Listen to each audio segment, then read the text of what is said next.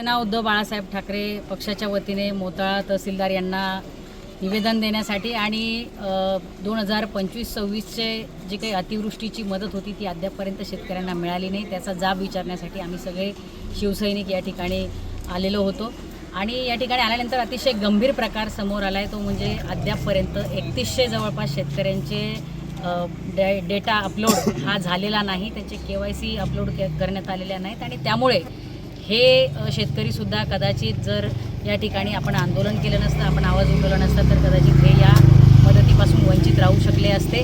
परंतु आज या ठिकाणी आम्ही माननीय तहसीलदार यांना त्या संदर्भातली सगळी सत्यता वस्तुस्थिती ही लक्षात आणून दिली आहे आणि पुढच्या 8 दिवसामध्ये या 3100 लोकांचाही पूर्ण डेटा हा अपलोड केला जाईल आणि लवकरात लवकर शासनाने आणि प्रशासनाने सुद्धा ही नुकसान भरपाईची रक्कम शेतकऱ्याच्या खात्यात जमा केली पाहिजे। शासन सातत्याने शेतकऱ्यांबाबत उदासीनतेचं धोरण ठेवतंय आणि त्यामुळे खूप मोठा फटका, खूप मोठा त्रास हा शेतकऱ्यांना सहन करावा लागतोय। ही 25-26ची नुकसानीची रक्कम जर शेतकऱ्याच्या खात्यामध्ये महिन्याभरापूर्वी जमा झाली असती तर कदाचित पेरणीच्या उपयोगी पडली असती, परंतु दुर्दैवाने ती मदत शेतकऱ्यांना होऊ शकली नाही।